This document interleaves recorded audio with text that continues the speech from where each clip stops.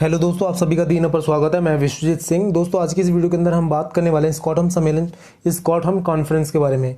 दोस्तों, ये वीडियो बहुत इंपॉर्टेंट होने वाली है क्योंकि पहली बार अंतर्राष्ट्रीय स्तर पर 119 देशों के द्वारा पर्यावरण के संरक्षण के लिए स्कॉटहोम सम्मेलन का आयोजन किया गया। इस सम्मेलन के अंदर में टोटल 26 सिद्धांतों को सुझाया गया, जिसके तहत पर्यावरण के सतत विकास का रास्ता तय किया गया।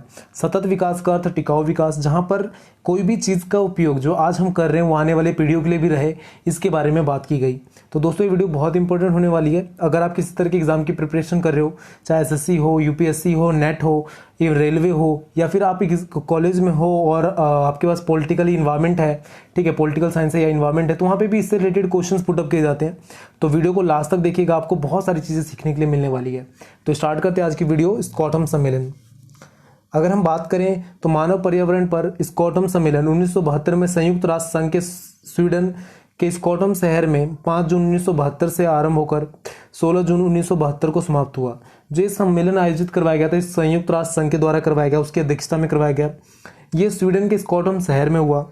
5 जून 1972 से स्टार्ट होकर 16 जून 1972 तक ये सम्मेलन चलता है, जिसके अंदर में पर्यावरण के सतत विकास के लिए बातचीत की गई। ठीक है, पर्यावरण का सतत विकास किस तरह से हो, टिकाऊ विकास किस तरह से हो, ठीक है, यहां पर ये बात की गई।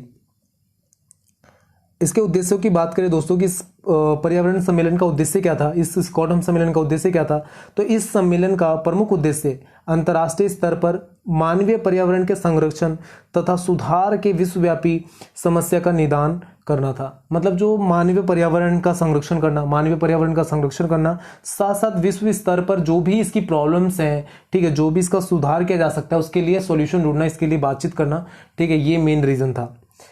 पर्यावरण के संरक्षण के संदर्भ में अंतर्राष्ट्रीय स्तर पर यह पहला प्रयास माना गया। मतलब ये इस तरह का पहला प्रयास था जो पर्यावरण को लेकर कदम उठाया गया था, पहली बार अंतर्राष्ट्रीय स्तर पर। ठीक है, इससे पहले कभी भी कोई सम्मेलन नहीं किया गया था पर्यावरण से रिलेटेड।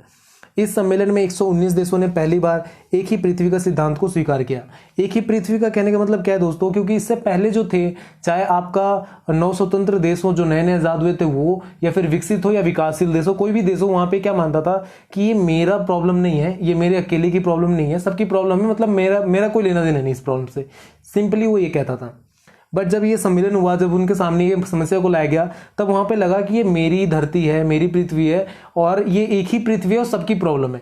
ठीक है, अगर आप पेड़ यहाँ के काट दोगे, अगर मैं भारत का पेड़ काट दूंगा तो मुझे लगेगा यार भारत का कट रहा है ना, पाकिस्तान वालों को क्या प्रॉब्लम, या बांग्लादेश वालों को क्या प्रॉब्लम, यार अगर यहाँ पे कल यहाँ का सब कुछ खराब होगा तो दूसरी जगह भी उसका इम्पैक्ट या इफेक्ट दिखेगा ही दिखेगा। ठीक है, इस कारण से ये बात की गई कि यहाँ पे एक ही पृथ्वी का सिद्धांत को स्वीकार किया गया 119 देशों के द्वारा।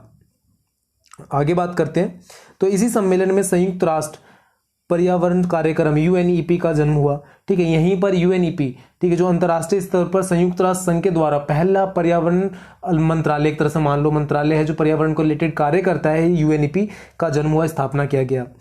सम्मेलन में मानवीय पर्यावरण का संरक्षण करने तथा उसमें सुधार करने के लिए राज्य तथा अंतर्राष्ट्रीय संस्थाओं को दिशा निर्देश दिए गए। इस सम्मेलन के अंदर में क्या हुआ कि अंतर्राष्ट्रीय स्तर पर किस प्रकार से पर्यावरण को सुधार किया जाए, ठीक है, राज्यों और देशों को और अलग अलग राज्यों को दिशा निर्देश तय किए गए। प्रत्येक वर्ष 5 जून को विश्व पर्यावरण दिवस मनाने की घोषणा इसी सम्मेलन में की गई। यहीं से जब ये सम्मेलन आयोजित किया जाता था तो यहीं से 5 जून को पर्यावरण दिवस मनाया जाए, इसकी घोषणा किया गया।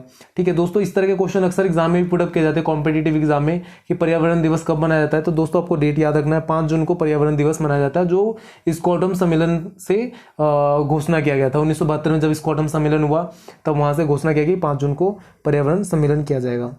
इसको एक तरह से सबसे बड़े प्रॉब्लम के इमरजेंसी के तौर पे देखा जाने लगा था, क्योंकि इससे पहले कभी भी कोई पर्यावरण से रिलेटेड कोई भी सम्मेलन नहीं हुआ, और अचानक से जब सम्मेलन हुआ तो लोगों ने इसे इमरजेंसी, आपातकाल के तौर पे देखा कि इस तरह का सम्मेलन होना चाहिए और हमें पर्यावरण को लेकर सजग रहना चाहिए, एक मतलब चौकन्ने रहना चाहिए और उससे रिलेटेड कदम उठाने चाहिए उसको बचाने के लिए। स्कॉटहोम घोषणा पत्र 1972 क्या है, ठीक है, इसमें घोषणा पत्र, स्कॉटहोम घोषणा पत्र क्या है कि जब ये सम्मेलन हुआ तो उसका एक संविधान तैयार किया गया, कि रूल बुक तैयार की गई। उस रूल बुक को स्कॉटहोम घोषणा पत्र 1972 के नाम से जाना जाता है। इस सम्मेलन में पारित संविधान स्कॉटहोम घोषणा पत्र 1972 के नाम से प्रसिद्ध है। इस सिद्धांत पत्र में 26 सिद्धांत स्वीकार किए गए, उनमें से कुछ महत्वपूर्ण से निम्न है। मतलब दोस्तों जब ये सम्मेलन हुआ तो इसके अंदर में टोटल जो भी 119 देश आए, उन्होंने क्या किया, टोटल 26 सिद्धांत को सुझाए कि भाई ये 26 सिद्धांत है, इनको मानो, मस्त है, मतलब इससे पर्यावरण सुधर जाएगा, ऐसा करके उन्होंने बोला। तो 26 सिद्धांतों में से कुछ मैं बता रहा हूं आपको, जैसे मानवीय पर्यावरण की घोषणा, ठीक है, मानवीय पर्यावरण की घोषणा करना, ठीक है, मानवीय पर्यावरण के कार्य योजना, विश्व पर्यावरण दिवस घोषित किए जाने का प्रस्ताव, नाभिकीय शस्त्रों के परीक्षण पर प्रस्ताव, दूसरा संयुक्त राष्ट्र मानवीय पर्यावरण सम्मेलन बुलाने के लिए सिफारिश करना, संयुक्त राष्ट्र मानवीय पर्यावरण बुलाने के लिए सिफारिश करना, ये सारी चीजें मतलब उसके अंदर में तय किया गया, 26 सिद्धांतों के अंदर में तय किया गया कि किस प्रकार से हम पर्यावरण के सतत विकास के बारे में सोचा जा सके। यहीं से पहली बार पर्यावरण के सतत विकास के बारे में सोचा जाने लगा, ठीक है। जब 1972 में पर्यावरण सम्मेलन किया जाता है, स्टॉकहोम सम्मेलन किया जाता है, तो यहीं पे सतत विकास की बात की जाती है कि पर्यावरण का हम किस प्रकार से सतत विकास कर सकते हैं, ठीक है, समझ में आता है दोस्तों। अगर इस पर्यावरण सम्मेलन जो स्टॉकहोम सम्मेलन हुआ, इसके मूल बिंदु बात करें कि क्या क्या मूल बिंदु है, क्या क्या इंपॉर्टेंट पॉइंट है इस पर्यावरण सम्मेलन का, तो मानवीय पर्यावरण पर घोषणा पत्र प्रस्तुत करना, मानवीय पर्यावरण के संरक्षण की दिशा में कार्य योजना बनाने की आवश्यकता पर बल देना, संस्थागत प्रशासनिक वित्तीय व्यवस्थाओं को अपनाए जाने पर बल देना, प्रतिवर्ष विश्व पर्यावरण दिवस की घोषणा का प्रस्ताव, पर्यावरण संरक्षण की दिशा में राष्ट्रीय स्तर पर कार्यवाही की सुनिश्चित करने की दिशा में कार्य करना, पर्यावरण संरक्षण की दिशा में आगे बढ़ना और बढ़ने के लिए पुनः दूसरे सम्मेलन को बुलाया जाना।